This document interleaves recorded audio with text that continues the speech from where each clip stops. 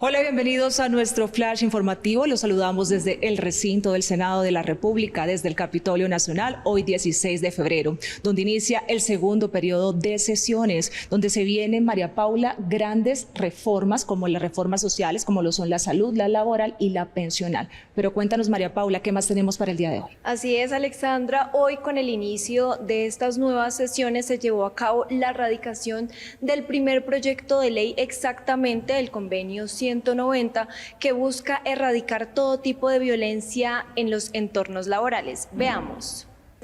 El día de hoy se llevó a cabo la radicación del primer proyecto de esta legislatura. El Ministerio del Trabajo, en cabeza de la ministra Gloria Inés Ramírez, trajo hasta el Congreso el convenio 190 por un trabajo sin violencia. Este es un convenio que hace más de 5 años estamos trabajando para que Colombia lo ratifique, porque significa es el mundo del trabajo libre de violencias y de acoso. Esto para nosotros es muy fundamental porque va a permitir que los trabajadores y trabajadoras de Colombia puedan tener instrumentos muy importantes para que efectivamente todas esas políticas y todas esas formas de acoso vayan siendo sancionadas en este país.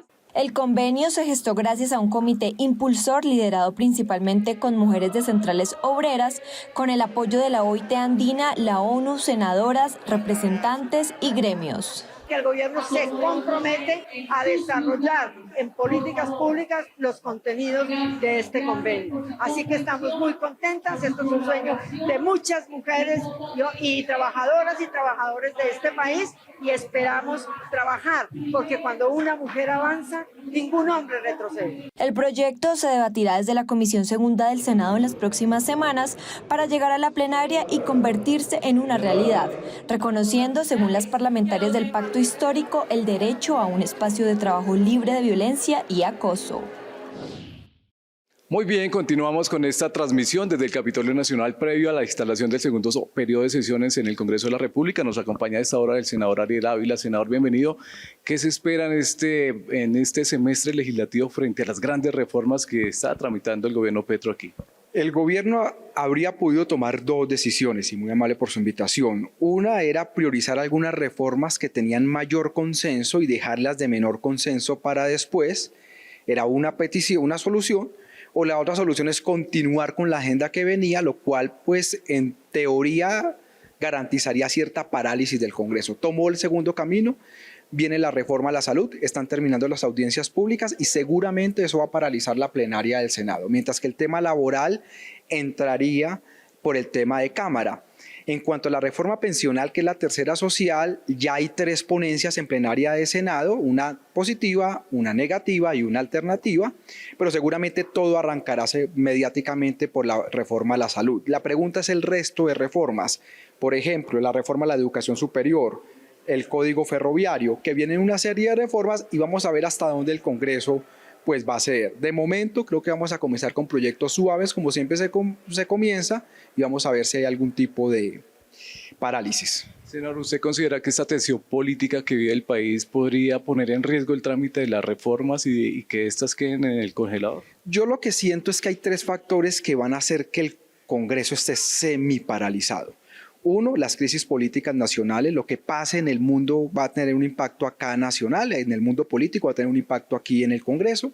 Entonces seguramente el juicio al hijo del presidente en abril, el comienzo del juicio va a tener un impacto, si hay cambio ministerial o no tendrá un impacto. Un segundo tema es el nivel de discusión de las reformas sociales, en este caso reforma a la salud. Y un tercero pues es el obvio, y es que cada día que pasa se acerca más a las elecciones del 2026 y muchos congresistas piensan en ese calendario electoral. Muy bien, es el senador Ariel Ávila dándonos una visión de lo que se espera en este periodo legislativo que comienza precisamente hoy, 16 de febrero, aquí en el Capitolio Nacional. Y continuamos desde el recinto de la plenaria del Senado, donde nos acompaña el senador Gustavo Moreno en este inicio del segundo periodo legislativo. Senador, bienvenido a nuestro flash informativo. Bueno, muy contentos de hoy de iniciar un nuevo periodo, una nueva legislatura acá, para terminar este segundo año desde el Congreso de la República, donde se han dado debates importantes y que este periodo será muy importante para el Congreso de Colombia, pero también para el gobierno, de importantes reformas que van a llegar acá al Senado de la República. Claro que sí, senador. María Paula. Bueno, senador, esta semana digamos que han transcurrido varios hechos importantes en nuestro país. Usted ha sido un importante defensor del tema carcelario en nuestro país. Cuéntenos un poco el balance de este tema y qué se viene en materia legislativa. Bueno, la crisis carcelaria lo veníamos advirtiendo desde aquí, desde la pasada legislatura, con debates de control político al Ministerio de Justicia. Hoy es una bomba de tiempo que está a punto de estallar, que lo estamos viendo ya de guardianes asesinados, guardianes amenazados y que se erradicará prontamente aquí la reforma a la justicia. Precisamente esta semana estuvimos con la Comisión Accidental del Senado de Cárceles escuchando esa reforma a la justicia que va a llegar acá, cuáles son los puntos importantes y le hemos pedido al ministro de Justicia del Gobierno Nacional que debe ser un eje fundamental la crisis carcelaria y penitenciaria en este país. Senador, ¿usted cómo ve el ambiente en este nuevo segundo periodo legislativo para todo ese paquete de reformas sociales que tiene el gobierno nacional? Bueno, son sin número de reformas, una reforma a la salud que va a llegar acá, que ya pasó en el pasado periodo en la Cámara de Representantes y que ahora se va a debatir aquí en el Senado de la República, con miles de preguntas que queremos hacerle al ministro de Salud, con otras reformas como la reforma ferroviaria que también va a llegar acá al Senado de la República. Van a radicar una reforma a los servicios públicos domiciliarios, una reforma a la educación, ley 30 que va a ingresar acá también, una reforma pensional que va a llegar a la plenaria del Senado. Son sin número de reformas que como senadores y senadoras de la República nos toca estar estudiando con la lupa puesta, que siempre le vaya bien es al ciudadano y a la ciudadana, que es lo que nos tienen acá precisamente, y daremos esas discusiones con altura, con argumentos, como lo planteaba Habermas, y un debate aquí en el recinto del Senado. Bueno, senador Gustavo Moreno, y por último el tema del alza en las tarifas de la energía. Cuéntenos cuál va a ser su trabajo a propósito de este tema que aqueja a todos los colombianos. Bueno, es un clamor de la ciudadanía. Ahorita lo estamos viviendo con el fenómeno del Niño y lo vimos en el mes de enero. Incendios forestales en diferentes regiones del país. Calor de cerca a temperaturas de 40 grados que lo vimos en Honda, Tolima, en diferentes regiones donde una persona tenían que tener un aire acondicionado, donde tenían que tener un abanico o un ventilador, donde muchas personas nos decían acá al Senado de la República que tienen que tomar la decisión en si van a mercar o si van a pagar el recibo de la energía porque para ambas no les alcanza. Hicimos un debate de la Comisión Quinta del Senado de la República, un debate aquí en la plenaria del Senado de la República en la pasada legislatura, pero no ha pasado nada. Ahora a través de vía proyecto de ley queremos radicar para crear un nuevo piso térmico, un tercer piso térmico acá en el Congreso de la República en el cobro de las tarifas de la energía, que permita aumentar el subsidio de subsistencia que tenemos hoy en Colombia y que esto le permita aliviar el bolsillo a muchos ciudadanos en las regiones de Colombia, que son municipios de más de 30 grados centígrados, van a ser beneficiados, que son cerca de 9 a 10 millones de colombianos que hoy la están pasando mal en las regiones, pagando un recibo de 500, 600 mil pesos, las personas hoy no dan abasto, la canasta familiar ha aumentado, el precio del galón de la gasolina ha aumentado y como congresistas estamos dando esa lucha acá desde el Congreso de la República, siendo la voz de los ciudadanos y las ciudadanas que se sienten hoy un poco ahogados con el aumento del precio de vida en Colombia. Senador, usted es presidente de la Comisión Sexta. Quisiera que nos adelante un poco qué se viene en esta agenda de la Comisión. Bueno, el gobierno nos ha anunciado que desde la Comisión Sexta van a radicar en el mes de abril, nos dijo el ministro de Minas y Energía, la reforma a los servicios públicos domiciliarios que la vamos a recibir por la Comisión del Senado. Vamos a recibir la reforma a la Ley 30, que hoy los estudiantes de este país están esperando. Vamos a recibir la reforma ferroviaria que fue aprobada en la Cámara de Representantes, pero va a llegar también a la Comisión Sexta del Senado.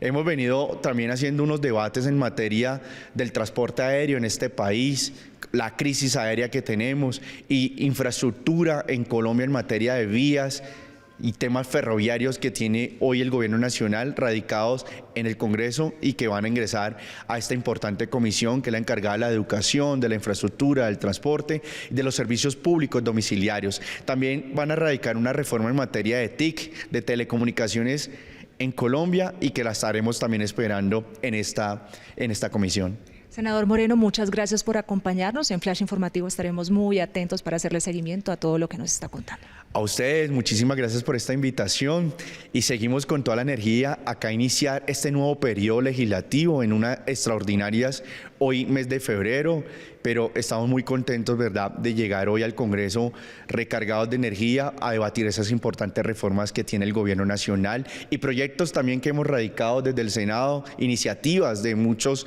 congresistas que llegan acá para sacarlos adelante.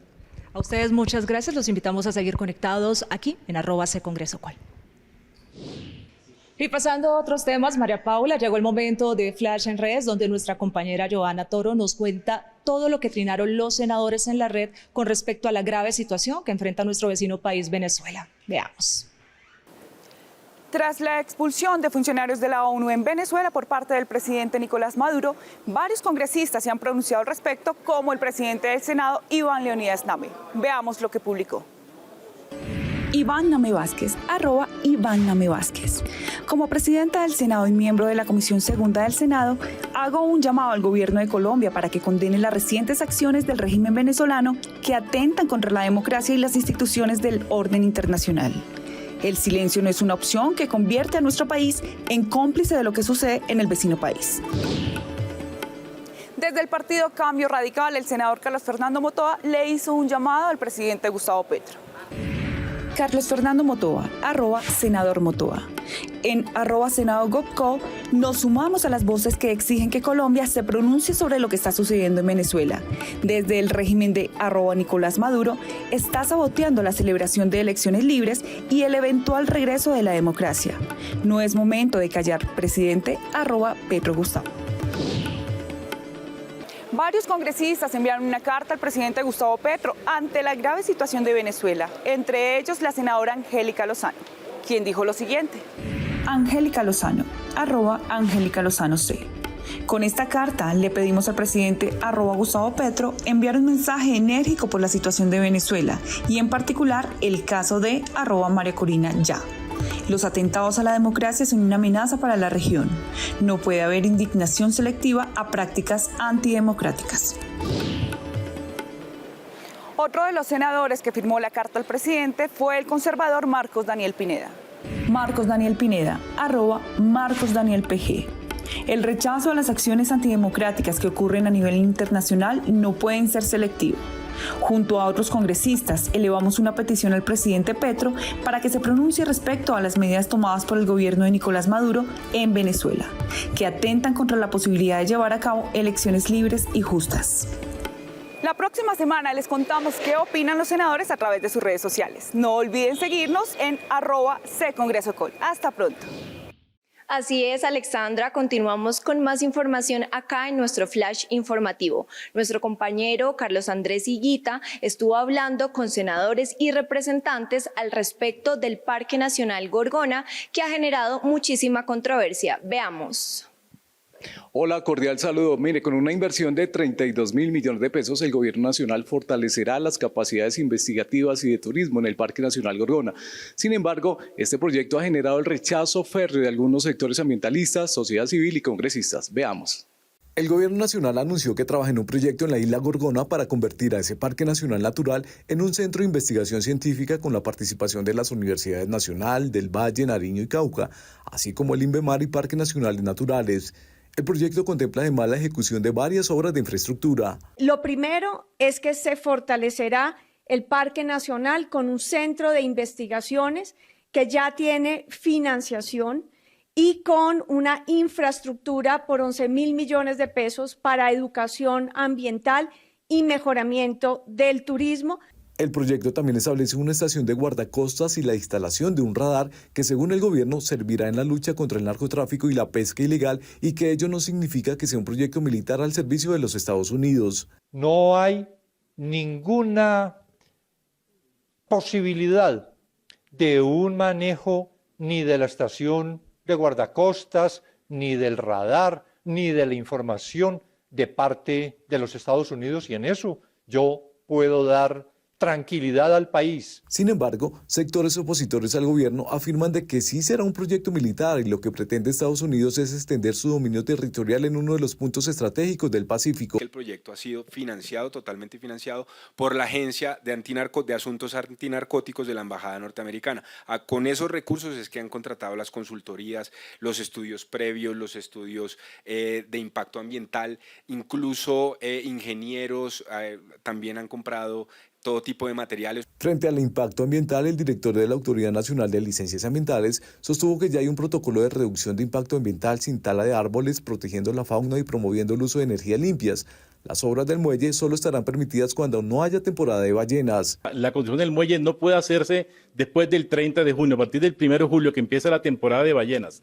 Hasta diciembre no puede haber ningún tipo de construcción del muelle. Pero desde el Comité Salvemos Gorgona rechazaron estas afirmaciones. La playa donde se va a intervenir, donde se va a instalar ese muelle, donde se va a taladrar por 3 meses, que eso es lo que implica la instalación de los pilotes, el hincaje de los pilotes. Esa playa no ha sido intervenida y como ya lo sabemos por los estudios en mamíferos marinos y en tortugas marinas, esa playa es donde viven los delfines moteados, donde viven las tortugas verdes y carey que están en peligro de extinción y donde llegan la mayoría de las ballenas jorobadas con sus ballenatos. Esa mentirilla de decir que en los botes se llega en las lanchas a Gorgona y hay que poner una escalera para que la gente se baje, eso es una comedia absoluta y ridícula además.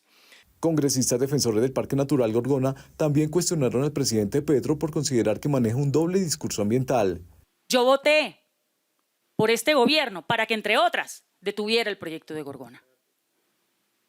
Entonces, no vengan con el doble discurso de decir que van a proteger Santurbán, que protegen la reserva Van der Hamen, que protegen los cerros de Bogotá y al mismo tiempo están dispuestos a sacrificar el santuario natural que es Gorgona en nombre de una guerra fracasada, que es la guerra contra las drogas. No hay derecho a ese nivel de hipocresía. Yo sí le pido coherencia a este gobierno. Y es eso lo que la gente hoy se siente decepcionada en la calle, de la falta de coherencia. Estamos frente a una ministra hipócrita, que para algunos proyectos sí aplica el rasero ambientalista y se vende como la más ortodoxa ambientalista, pero ante este ecocidio, entonces se vuelve cómplice.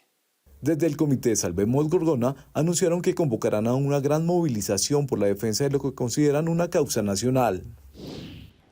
Y de esta manera llegamos al final de nuestra emisión de Flash Informativo. A ustedes, gracias por la sintonía. No olviden seguirnos en nuestras plataformas digitales donde nos encuentran como @ccongresocol. María Paula. Así es, Alexandra. Agradecemos a todas las personas que se conectaron con nuestro Flash Informativo y nos vemos en una próxima emisión. Los invitamos a continuar con nuestra transmisión especial aquí en Canal Congreso. Hasta pronto.